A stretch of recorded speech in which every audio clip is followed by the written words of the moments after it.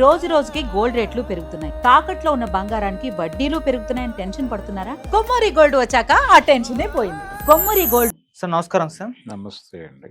Sir వీర్ సావర్కర్ పైన ఇప్పుడు కేరళలో ఒక రాజకీయ రగడ నడుస్తుంది సార్.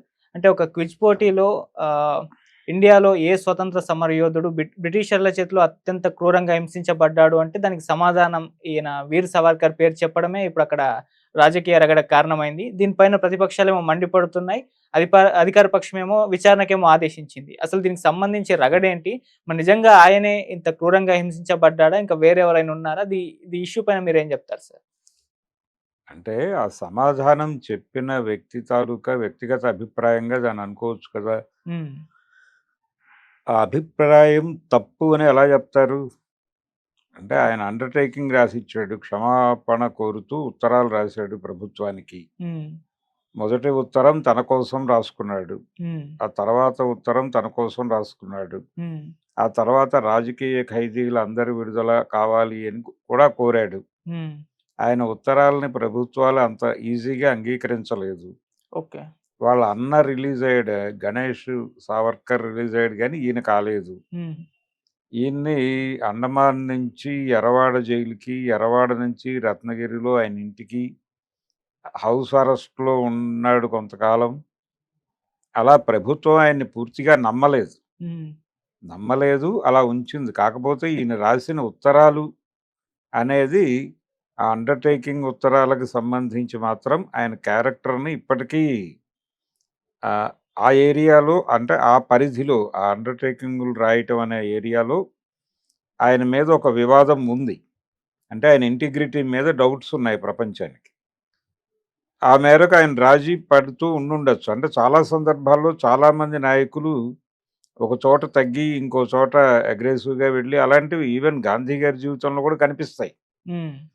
గాంధీ గారి మీద కూడా ఆయన ప్లాంటెడ్ లీడర్ అనే అభిప్రాయం చాలా మందిలో ఉంది స్టిల్. అవును.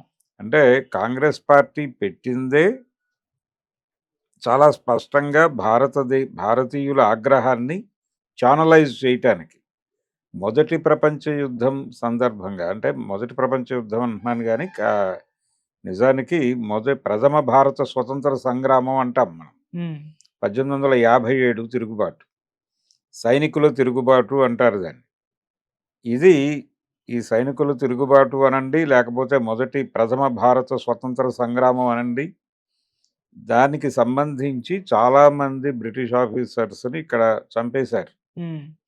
ఈ చంపేసిన వాళ్ళ విడోస్ అందరూ అక్కడ బ్రిటిష్ పార్లమెంట్ మీద ఒత్తిడి తీసుకొచ్చారు, మా భర్తల్ని అక్కడికి తీసుకెళ్ళి అలా చంపేసే రైట్ ఎవరిచ్చారు అన్న పద్ధతిలో.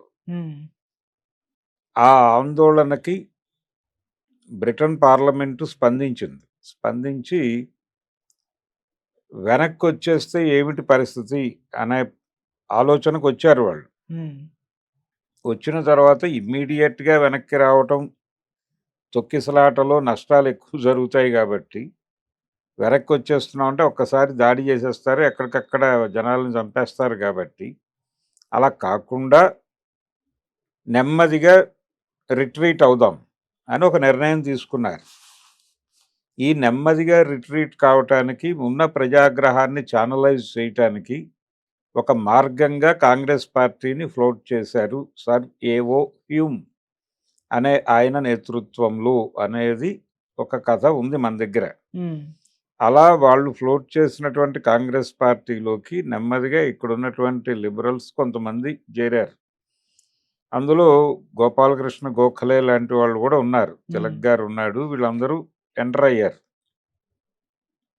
దాని ద్వారా హోమ్ రూల్ ఉద్యమాలు నడిపినటువంటి అని బీసెంట్ గారు ఇలాంటి వాళ్ళు కూడా ట్రావెల్ అయ్యారు. ఈ ప్రయోగాలు, ఈ ప్రయత్నాలు మధ్య బ్రిటిష్ వాళ్ళకి ఇండియన్స్ మొత్తాన్ని అడ్రస్ చేసేటువంటి ఒకే లీడర్ అవసరం అయ్యాడు ప్రమోట్ చేయటానికి. అంటే ఒక మహాత్ముడు అవసరం అయ్యాడు అని అనుకుంటే, కాంగ్రెస్ పార్టీని నడిపించడానికి, జనంలోకి తీసుకెళ్ళటానికి, ఒక ఇమేజ్ బిల్డ్ చేసుకునే అవకాశం ఉన్నవాడు ఒకడు కావాలి. ఆ క్యారెక్టర్లో వాళ్ళు మొదట గోఖలే అని అనుకుని ఉండొచ్చు, కానీ గోఖలే గారు ఎమోషనల్ పర్సన్. అందుకని ఎమోషన్ కంటే కూడా కొంత ఆలోచనతో ఎక్కడ తగ్గాలి, ఎక్కడ కలవాలి, ఎక్కడ నెగ్గాలి అనేది తెలిసిన వాడైతే బెటరు అనుకుంటున్న కండిషన్‌లో గాంధీ గారు కనిపించి ఉండొచ్చు వీరికి. హ్మ్. అలా గాంధీ గారిని ప్రమోట్ చేయటం అనే ప్రోగ్రామ్ వాంటెడ్‌గా జరిగింది. ఆయన ప్లాంటెడ్ లీడర్ అనే అభిప్రాయం కూడా ఉంది ప్రపంచంలో. దాని మీద భిన్నాభిప్రాయాలున్నాయి. అంటే ఒక రకంగా కమ్యూనిస్టులు కూడా ఒక దశలో గాంధీ గారినేమి యాక్సెప్ట్ చేయలేదు. హ్మ్. యాక్సెప్ట్ చేయలేదు. ఆయన్ని దూరంగానే పెట్టారు. అహింస అనేది ఎలా సాధ్యము? హింసకి అంటే రాజ్యం హింస చేస్తున్నప్పుడు అహింసతో ఎలా సాధిస్తావు? కాబట్టి అహింస అనేది కుదిరే వ్యవహారం కాదు. స్టేట్ హింస చేస్తున్నప్పుడు హింసని ప్రతిహింసతోనే కంట్రోల్ చేయాలి అనే సిద్ధాంతంతో ఈయన మాటల్ని పక్కకి నడిపినటువంటి పరిస్థితి ఉండింది. హ్మ్. కాబట్టి ఆయన కూడా కమ్యూనిస్టుల మీద ఎప్పుడు అవకాశం దొరికితే అప్పుడు బురద జల్లే ప్రయత్నం చేశాడు. హ్మ్. సెకండ్ వరల్డ్ వార్‌లో స్టాలిన్‌కి అనుకూలంగా అంటే హిట్లర్ వర్సెస్ స్టాలిన్‌గా జరిగిందది యుద్ధం. అలా అనుకున్నప్పుడు మిత్రకూటమిలో వీళ్ళున్నారు బ్రిటిషోళ్ళు. అంటే స్టాలిన్‌కి సపోర్ట్‌గా బ్రిటిష్ ఉందప్పుడు. ఉన్నప్పుడు ఇక్కడి నుంచి వెడుతున్నటువంటి ఆహార పదార్థాలు యుద్ధానికి వెడుతున్నటువంటి ఆహార పదార్థాలు తీసుకెళ్తున్న రైళ్ళకి అడ్డంగా కాంగ్రెస్ పార్టీ వాళ్ళు పడుకునేవాళ్ళు. యుద్ధంలో కొంత బ్రిటిష్ ప్రభుత్వాన్ని ఇబ్బంది పెడితే, అప్పుడు మన దేశానికి స్వతంత్రం ఇచ్చి వెళ్ళిపోతారు అనేది ఉద్దేశం. హ్మ్. ఆ టైంలో అలా ఇలా మీరు పడుకుంటే యుద్ధ రంగంలో బ్రిటన్ వీక్ అవ్వటం అంటే రష్యాకి ఇబ్బంది కలిగించటమే. హ్మ్. కాబట్టి మీరు లేవండి, ఆ వాహనాలను వెళ్ళనివ్వండి అని కమ్యూనిస్టులు అడిగేవారు. ఆ టైంలో గాంధీ గారు కమ్యూనిస్టులు సామ్రాజ్యవాదుల ఏజెంట్లు అన్న పద్ధతిలో ఒక స్టాంప్ వేశాడు. ఓకే. ఒక ప్రచారం నడిపాడు ఆయన స్టైల్‌లో. అలాంటివి ఉన్నాయి చరిత్రలో. అదే క్రమంలో ఈయన అండర్‌టేకింగులు రాయటము, తనని తాను బయటకు తెచ్చుకోవడానికి ఆయన ఏదో ప్రయత్నం చేశాడు. అంటే బయటకొచ్చి చేయాల్సిన పనులు చాలా ఉన్నాయి. నేను మాత్రమే చేయగలను అని ఫీలయ్యి ఆ ప్రయత్నం చేసుండొచ్చు ఆయన. హ్మ్. రెండోది ఆయన హిస్టరీకి కంట్రిబ్యూషన్ ఏంటంటే సావర్కర్‌ది, ఈ ప్రథమ భారత స్వతంత్ర సంగ్రామం సందర్భంగా బ్రిటన్‌లో జరిగినటువంటి అంటే ఆ నిరసన కార్యక్రమాలు, దానికి సంబంధించిన చరిత్రని సమగ్రంగా ప్రజల ముందు ఉంచేటువంటి ప్రయత్నం ఒకటి చేశాడాయన. ఆ ప్రయత్నంలో భాగంగా ఆయన రాసిన పుస్తకమే ఇప్పటికీ ఒక రకమైన ఆధారం. హ్మ్. ఏది ఆ 1857 మూవ్‌మెంట్‌కి సంబంధించి. ఓకే. ఇది ఎందుకు ఆయనకి సాధ్యమైందంటే, ఆయన లండన్‌లో ఉన్న రోజుల్లో ఇండియా హౌస్‌లో ఉండేవాడాయన. ఆ పేరుతో ఒక గృహం ఉండేది. అక్కడ ఇండియా నుంచి వెళ్ళి అక్కడ చదువుకునే పిల్లలందరూ ఉండేవాళ్ళు. ఒక లాడ్జ్ లాగా లేకపోతే ఒక హాస్టల్ లాగా ఉండేది. అక్కడ ఉండి వీళ్ళు ఒకరోజు అక్కడ ఏదో పార్క్‌లో కూర్చొని మాట్లాడుకుంటుంటే కొంతమంది పోగయి మౌన ప్రదర్శన ఏదో చేశారు అక్కడ. క్యాండిల్ ర్యాలీలు ఇలాంటివి. ఎవరు వీళ్ళు అని చూస్తే వీళ్ళందరూ ఆ ఫ్యామిలీస్‌కి చెందినవాళ్ళు. హ్మ్.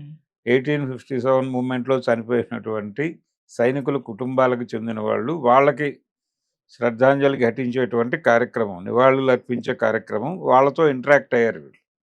అయినప్పుడు వాళ్ళు చెప్పిన విషయాలు వీళ్ళకి మొదటిసారి షాకింగ్‌గా అనిపించినాయి. అనిపించి అక్కడి నుంచి ఏదో పరిశోధన చేసి ఆ పుస్తకం రాసాడాయన. అయితే ఈ అండర్‌టేకింగ్ రాసి ఏదో పద్ధతిలో బయటకొచ్చి తను అనుకున్న పద్ధతిలో ఒక నిర్మాణం చేయటం ఇలాంటి వ్యూహాలతో చేశాడది. ఏ విప్లవకారుడైనా సామధాన భేద దండోపాయాలు ఉపయోగించి బయటకు రావాలి అని అనుకోవడంలో తప్పుందని అనాల్సిన అవసరం లేదు బ్రాడర్‌గా చూస్తే. హ్మ్. అయితే ఆయన మొదటిసారిగా హిందుత్వ అనే పదాన్ని ప్రయోగించిన నాయకుడు. హ్మ్. ఆయన దేవుడు లేడు అనుకునేవాడు. నాస్తికత్వం నా సిద్ధాంతం అని కూడా ఆయన మాట్లాడిన సందర్భాలున్నాయి. అయితే ఇదే సందర్భంలో ఆయన హిందుత్వ అనే దాన్ని కూడా మొట్టమొదట వాడాడు. హిందూ మహాసభ నిర్మాతల్లో ఆయన ఒకడు కీలకుడు. ఈ ప్రయాణంలోనే హిందువులు సైనికంగా తర్ఫీదు పొందాలి అని కూడా పిలుపునిచ్చాడు. అందుకోసం సైన్యంలో చేరాలి అన్నాడు. సైన్యంలో చేరాలి అన్నాడు. తను స్వయంగా బ్రిటిషు సైన్యంలో చేరే ప్రయత్నము, వాళ్ళతో ట్రావెల్ అయ్యే ప్రయత్నం అవన్నీ చేశాడు ఆయన. ఉమ్, ఈ ప్రయత్నము ఇక్కడ ముస్లిం లీగ్ ఏర్పడటము, పాకిస్తాన్ నినాదము, జిన్నా ఈ వాతావరణంలో ఆయన హిందూ సంఘటన వైపు నిలబడి అక్కడ ఆ సంఘటనని ఏర్పాటు చేసే క్రమంలో గాంధీ గారి మీద కాన్సన్ట్రేట్ చేసి దాడి జరిగేది. అంటే గాంధీ హిందూ ముస్లింలకి ఏకకాలంలో ఏకనాయకుడిగా ఎదగాలని ట్రై చేస్తున్నాడు. ఇక్కడ వాళ్ళేమో విచ్ఛిన్న శక్తులుగా మారారు. మారినప్పుడు తను భగవద్గీత పట్టుకుని తిరిగే గాంధీ గారు హిందువుల వైపు స్టాండ్ తీసుకోవాలి కదా! అది పాకిస్తాన్ అన్నప్పుడు ఇది హిందుస్థాన్ అనాలి కదా! ఈ మధ్యలో ఈ యూరప్ భావజాలంతో వచ్చిన గొడవ ఏమిటి అన్న ధోరణిలో ఆయన కొన్ని ప్రవచనాలు చెప్పి కొంత యూత్‌ని తన వైపు డ్రైవ్ చేసుకొని హిందూ మహాసభ నడిపాడు. దానిలో నుంచి వచ్చిన ఎలిమెంటే గాడ్సే. ఉమ్, గాడ్సే, నారాయణ యాప్టే వీళ్ళిద్దరూ అక్కడి నుంచే పుట్టారు. ఆయనతో ఘర్షణ పడ్డారు. ఆయన కొంచెం పరిస్థితులకు అనుగుణంగా స్ట్రాటజీలతో నడిచినటువంటి మనిషి. సావర్కర్‌లో ఎక్కడా కూడా అంటే ఆయన ఏదో ఒక నిర్ణయానికి వెళ్ళిపోయి ఎక్స్‌ట్రీమ్‌కి వెళ్ళిపోయి మూర్ఖంగా ఆలోచించే టైప్ కాదు. ఒక బ్రాడర్ సెన్స్‌లో అడపాదడపా కొంచెం తగ్గుదల ఉండటం అనేది ఆయన జీవితంలో కనిపిస్తుంది. అందులో భాగమే ఆయన ఈ అండర్‌టేకింగులు రాయేసి ఇవ్వటం కూడా అని అనుకుంటే ప్రాబ్లమ్ లేదు. ఓకే. ఇప్పటికీ నేను సావర్కర్‌ని అనుకున్నారా మీకు క్షమాపణ రాయటానికి అంటూ ఉంటాడు అడపాదడపా రాహుల్ గాంధీ గారు. ఉమ్, అందుచేత ఆయన గొడవ అది. ఆయన రత్నగిరి ఇంట్లో ఉన్న రోజుల్లో ఆయన గృహ నిర్బంధంలో ఉండగా ఆయనకొచ్చిన ఉత్తరాలు ఇవ్వటానికి గాడ్సే ఫాదర్ వెళ్ళేవాడు. ఆయన పోస్ట్ మ్యాన్. వెళ్ళేటప్పుడు కొడుకుని కూడా తీసుకెళ్ళేవాడు అడపాదడపా. అలా ఇతను ఆయనకి ఎక్స్‌పోజ్ అయ్యాడు. ఆయన ప్రభావంతోనే ఇతను హిందూ రాష్ట్ర అని పత్రిక పెట్టాడు. ఎక్కడ పూణేలో. పూణే ఫెర్గ్యూసన్ కాలేజీలో చదువుకున్నాడు సావర్కర్. చదువుకుని అక్కడి నుంచి లండన్ వెళ్ళాడు. ఈయన లండన్‌లో ఉండగా ఒకసారి ఆ ఇండియా హౌస్‌లో ఉండగానో ఎప్పుడో ఈయన లండన్‌లో ఉన్న సందర్భంలో ఒకసారి గాంధీ గారు కలిసాడు ఈయన్ని. ఉమ్, ఈయన రూమ్‌కొచ్చాడు ఆయన. వచ్చినప్పుడు భోజనం చేయాలి ఇక్కడే అనుకున్నాడు ఆయన. కానీ ఈయన ఏదో నాన్ వెజ్ డిష్ వండాడు అక్కడ. ఇదేమిటి నేను వెజిటేరియన్నే అన్నాడు ఈయన. మరేమిటి పరిస్థితి అంటే ఇంతకంటే ఆల్టర్‌నేటివ్ లేదు నా దగ్గర ఫుడ్డు అన్నాడు ఆయన. అలా ఏమి తినకుండానే బయటకొచ్చేసాడు గాంధీ గారు. ఆ సందర్భంగా వాళ్ళిద్దరి మధ్య జరిగింది అనబడే చర్చ ఏమిటంటే, "ఏవండీ మీరు ఆయన బ్రాహ్మిన్ సావర్కర్. ఉమ్, మీరేమిటిది?" అంటే, "మీరెందుకు మానేశారు?" అని ఆయన అడిగాడు. ఉమ్, "మీరెందుకు తినటం లేదు?" అంటే, హింస తప్పు, జీవహింస అంతకంటే తప్పు కాబట్టి నేను తినను అన్నాడు ఈయన. నన్ను నేను హింసకి ప్రిపేర్ అవ్వటం కోసం అంటే అవతలవాడు మన అణిచేస్తున్నప్పుడు ఏదో పద్ధతిలో దాడి చెయ్యాలి కదా! అందుకు నన్ను నేను సిద్ధం చేసుకోవటం కోసం ఈ ఈ అలవాట్లు చేసుకుంటున్నాను అన్నట్టుగా ఆయన సమాధానం చెప్పాడని ఒక కథ ఉంది. ఉమ్, ఈ 2 డైలాగులు అంటే ఆయన కొంచెం హింసావాది అని, ఈయన అహింసావాది అని ఎస్టాబ్లిష్ చేయటానికి ఆ కథని చెప్పేవారు ఓకే. మా చిన్నతనాల్లో. సో, ఇలా సావర్కర్ అనే క్యారెక్టర్‌కి భారతదేశ చరిత్రలో ఒక ఏరియా ఉంది. ఇప్పుడు తనని మూర్ఖంగా హైలైట్ చేయటం అనే పని కూడా జరుగుతోంది. ఉమ్, నిజానికి ఆయన పేరుతో ఒక రైల్వే స్టేషన్ కూడా ఉంది విదేశాల్లో. ఇవన్నీ పక్కన పెట్టేస్తే ఆయనలో ఆ ద్వైధీభావం ఉంది. అంటే తనకి ఒక ప్రోగ్రామ్ ఉంది బ్రెయిన్‌లో. ఆ ప్రోగ్రామ్ ప్రకారం నడిచాడు. అందరూ నడిచినట్టే. గాంధీ గారికి ఒక ప్రోగ్రామ్ ఉంది. దాని ప్రకారం ఆయన నడిచాడు. కాబట్టి సావర్కర్‌ని గాని, గాడ్సేని గాని 100కి 100% క్రిటిసైజ్ చేయటంతో పాటు వాళ్ళు చేసినటువంటి దానిలో చెడు ఉంది, మంచి ఉంది అనుకుని అక్కడ ఏదైనా స్వీకరించాల్సింది ఉందేమో చూడాల్సిన అవసరం ఉంది. అంటే బ్రాండ్ చేసి పక్కకి నెట్టడం అనేది ఎందుకు అనివార్యంగా మారిందంటే, ఇప్పుడు ప్రమాదంగా మారినటువంటి హిందుత్వ శక్తులకి ఆయన గురువు అనే వాతావరణం నడుస్తోంది. ఆ ప్రచారంలో భాగంగా ఇప్పుడు సావర్కర్ పేరు చెప్తే అటునుంచి మంటలు రైజ్ అవుతాయి. ఆ మంటలలో భాగమే ఇప్పుడు కేరళలో జరుగుతున్న వివాదం. సావర్కర్ గాంధీ హత్య కేసులో అరెస్ట్ అయ్యాడు. ఎందుకంటే ఆయన ఆఫీస్‌లోనే జరిగింది కాన్స్పిరసీ అనేది ఒక డౌట్ ఉంది.